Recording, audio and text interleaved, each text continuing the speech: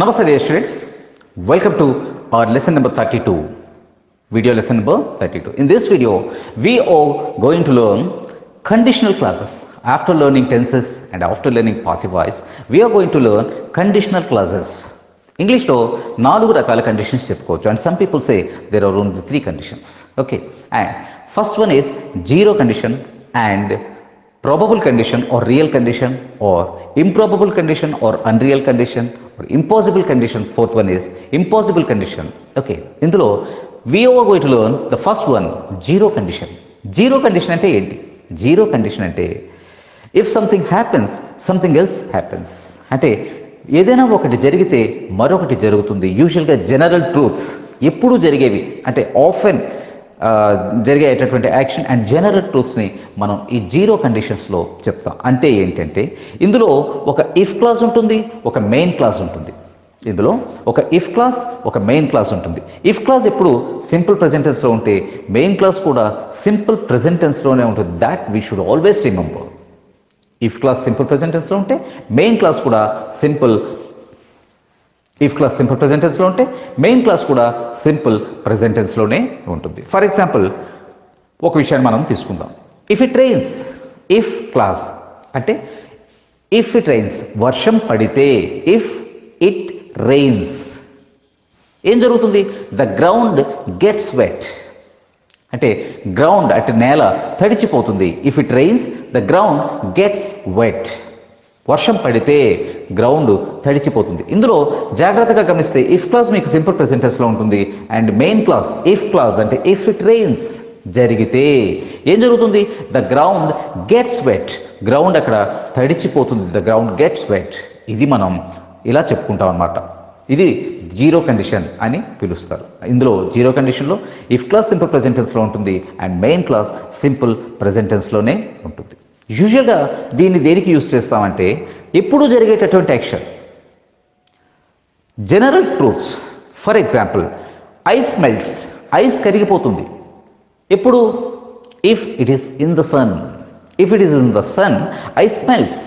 If it is in the sun ఒకవేళ ఎండలో ఉంటే ఐస్ మెల్ట్స్. ఇది సాధారణంగా జరిగేది. అది ఒక పర్టికులర్గా సిచ్యుయేషన్కో ఒక రోజుకో సంబంధించింది కాదు. If it is in the sun, if ice is in the sun it melts. అది కరిగిపోతుంది.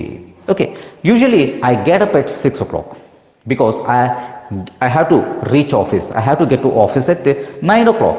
Our office bus comes at 7 o'clock. Let us suppose 7:30. 7:30కి ఆఫీస్ బస్ వస్తుంది. I get up at 6 o'clock. So నాకు issues ఏం లేవు. If I get up at 7 o'clock, నేను 7 గంటలకు లేస్తే ఇది ఒకరోజు యాక్షన్ కాదు. If I get up at 7 o'clock, if I get up at 7 o'clock, I miss the bus. నేను ఇది సింపుల్ ప్రెజెంట్ టెన్స్లో ఉన్నది చూడండి. If I get up at లేవడం, if I get up at 7 o'clock, I miss the office bus. నేను office బస్ని miss అయిపోతాను. ఎప్పుడు? ఎల్లప్పుడు. ఒకవేళ ఇలా జరిగితే I get up at 7 o'clock if it happens and something else ఏమిటి? I miss the bus. I miss the office bus because it arrives, the bus arrives at 7:30. That's why I may not get ready on time or in time. ఆ టైంకి నేను ready అవ్వలేకపోవచ్చు. when? if I get up at 7 o'clock. అర్థమవుతుందా మీకు? అంటే ఇందులో రెండు అంటే if clause and main clause రెండు కూడా సింపుల్ ప్రెజెంట్ టెన్స్లో ఉంటాయి. That we should always remember. Okay, అంటే సింపుల్ ఫ్యూచర్ని వాడడంలో వేరే అర్థం ఉంది. అంటే if I get up at 6 o'clock, I will miss the bus. I cannot catch the bus. Okay, even if I get up at 7 o'clock ఇలా చెప్పినా పర్వాలేదు. But ఒక రోజుకు వస్తుంది అది. ఫర్ ఎగ్జాంపుల్ రేపు నేను 7 గంటలకు లేస్తే నేను బస్ మిస్ అయిపోతాను. If I get up at 7 o'clock tomorrow, I will miss the bus tomorrow. అలా కాకుండా రెగ్యులర్గా ఏం జరుగుతుందంటే if I get up at 6 o'clock, 7 o'clock, I miss the bus. నేను ఆ టైంకి లేస్తే మాత్రం ఎప్పుడైనా బస్ మిస్ అయిపోతాను. ఇది జనరల్గా జరిగేది. ఈ జీరో కండిషన్లో ఇఫ్ క్లాస్ సింపుల్ ప్రెజెంట్ టెన్స్లో మెయిన్ క్లాస్ సింపుల్ ప్రెజెంట్ టెన్స్లో ఉంటూ ఇది జనరల్గా జరిగేటటువంటి విషయాల్ని చెప్తాయి. For example if babies are hungry, if babies are hungry they cry. పిల్లలు ఆకలిగా ఉంటే if babies are hungry they cry. ఇది జనరల్గా జరిగేది.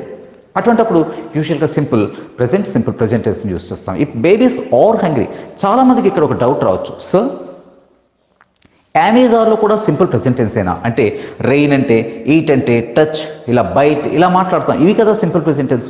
Touch touch, bite bites, go goes, ఇది కదా సింపుల్ ప్రెజెంట్ టెన్స్.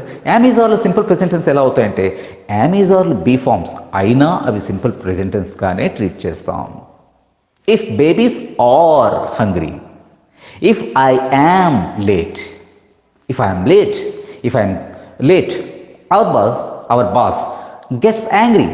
చూడండి, ఇది సింపుల్ ప్రెజెంట్ టెన్స్లో ఉన్నట్టే. If I am late to office, నేను ఆఫీస్కి లేట్ అయితే అవర్ బాస్ గెట్స్ యాంగ్రీ, మా బాస్కి కోపం వచ్చేస్తుంది.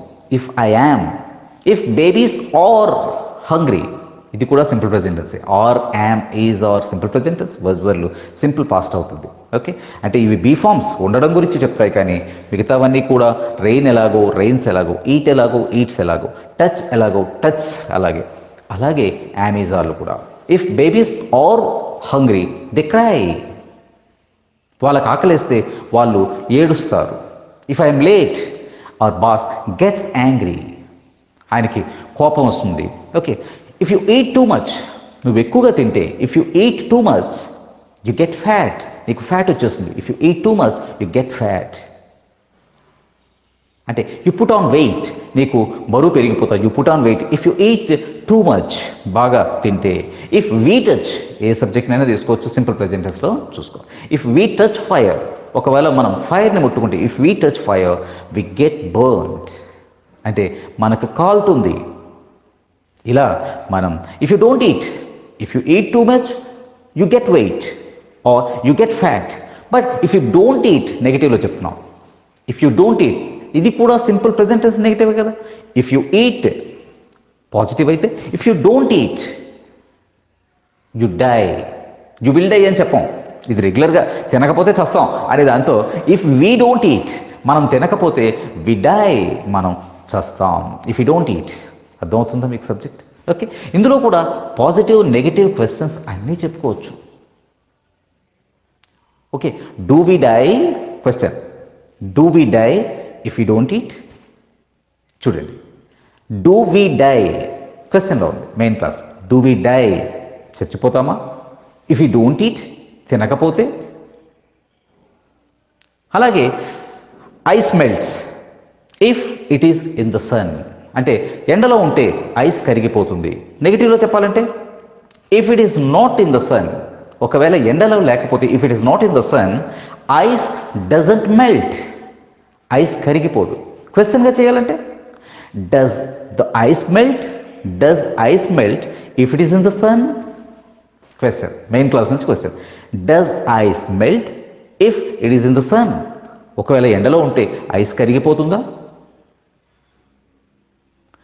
ఐస్ కరగదా? Doesn't ice melt, doesn't ice melt if it is in the sun or if it is not in the sun? అంటే మనం ఇఫ్ క్లాస్ నుంచైనా క్వశ్చన్ చేయొచ్చు ఆర్ మెయిన్ క్లాస్ నుంచైనా క్వశ్చన్ చేయొచ్చు. సాధారణంగా యూజువల్గా మెయిన్ క్లాస్ నుంచే చేస్తాం. ఓకే, సపోజ్ పాములు కరుస్తాయా? Do snakes bite, do snakes bite, కరుస్తాయా? దీనికి కండిషన్ క్లాస్ యాడ్ చేస్తాం. Do snakes bite if they are scared, అవి భయపడితే కరుస్తాయా? Do snakes bite if they are scared, అవి భయపడితే కరుస్తాయా? అవి భయపడకపోతే కరవవా? డోంట్ స్నేక్స్ బైట్, భయపడిపోతే కరవ. Don't snakes bite if they are not scared, భయపడకపోతే కరవవా? అంటే ఇక్కడ మనం ఇదే కండిషన్ మనం చెప్తే పిల్లలు ఏడుస్తారు. Babies cry when they are if they are hungry. ఇక్కడ ఒక విషయం గుర్తుపెట్టుకోండి, ఇఫ్కి బదులుగా వెన్ కూడా యూస్ చేస్తారు దీంట్లో. ఈ జీరో కండిషన్స్లో ఇఫ్కి బదులుగా వెన్. ఇలాగే చూడండి, if babies are hungry they cry. The same sentence can be said in a different manner. ఎలాగా? When babies are hungry they cry. Okay, when the ice is in the sun it melts. If the ice is in the sun it melts. So ఈ zero కండిషన్లో if అయినా use చేయొచ్చు, when అయినా use చేయొచ్చు. Okay, so if అయినా అది subordinate clause అవుతుంది and main clause రెండు సింపుల్ ప్రెజెంట్ టెన్స్లోనే ఉంటాయి. Okay, don't be confused. మనం జీరో కండిషన్ నేర్చుకుంటున్నాం. ఇందులో simple present tense if clause ఉంటుంది, సింపుల్ ప్రెజెంట్లోనే మెయిన్ క్లాస్ కూడా ఉంటుంది. And at the same time పాజిటివ్లో చెప్పొచ్చు, నెగిటివ్లో చెప్పొచ్చు, క్వశ్చన్లో చెప్పొచ్చు, పాసివ్లో కూడా చెప్పొచ్చు. పాసివ్లో కూడా మనం ఇదే చెప్పొచ్చు. పాసివ్ అయినా సింపుల్ ప్రెజెంట్ టెన్స్ ఉంటుంది కదా.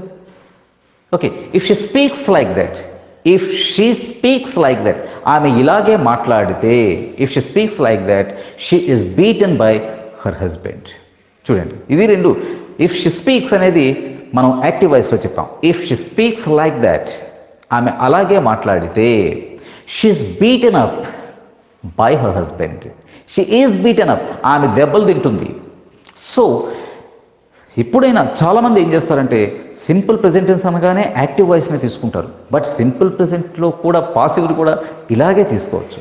ఇఫ్ షీ స్పీక్స్, ఇదే ఎగ్జాంపుల్ తీసుకోండి. ఇఫ్ షీ స్పీక్స్ యాక్టివ్లో ఉంది, ఆమె ఇది ఇఫ్ క్లాస్లో ఉంది, ఆమె ఇలాగే మాట్లాడితే. మెయిన్ క్లాస్ ఎలా చెప్తున్నాం? షీ ఈస్ బీటెన్ అప్, ఆమె దెబ్బలు తింటుంది. She is hated by everyone, she is hated by everyone అంటే everyone hates her, everyone hates her అన్న దాంట్లో నుంచి she is hated, she is hated by everyone. If she speaks like that she is hated by every one అంటే ఆమె ఇలాగే మాట్లాడితే ఆమె ప్రతి వాళ్ళ చేత ద్వేషించబడుతుంది. ప్రతి వాళ్ళు ఆమెను ద్వేషిస్తారు అంటే everyone hates her, she is hated by everyone. అర్థమవుతుందా మీకు? అంటే ఇక్కడ గుర్తుపెట్టుకోవచ్చు, ఒక కండిషన్ క్లాస్ నేర్చుకున్నామంటే కండిషన్ క్లాస్లో మనం యాక్టివ్ వాయిస్ చెప్పుకోవచ్చు, పాసివ్ వాయిస్ చెప్పుకోవచ్చు, అండ్ పాజిటివ్ చెప్పుకోవచ్చు, నెగిటివ్ చెప్పుకోవచ్చు, క్వశ్చన్ చెప్పుకోవచ్చు. ఓకే, సో ఇది జాగ్రత్తగా మనం ప్రాక్టీస్ చేయాలి. ఇప్పుడు ఆల్రెడీ లెసన్లో నేను simple present plus simple present tense zero condition ఎలా చెప్పాలో మనం డిస్కస్ చేసాం. ఓకే, దీనిలోనే పాజిటివ్స్, నెగిటివ్స్, క్వశ్చన్ కూడా డిస్కస్ చేసాం. సో అలాగే పాసివ్ వాయిస్ ఎలా వస్తుందో కూడా చెప్పుకున్నాం. So what all you have to do is exercise ఇస్తాను కదా, ఎక్సర్సైజ్ని ఫాలో అయ్యి ఎక్సర్సైజ్ని పర్ఫెక్ట్గా చేస్తే మీకున్నటువంటి డౌట్ అంతా క్లియర్ అవుతుంది. Okay, thank you very much my dear students.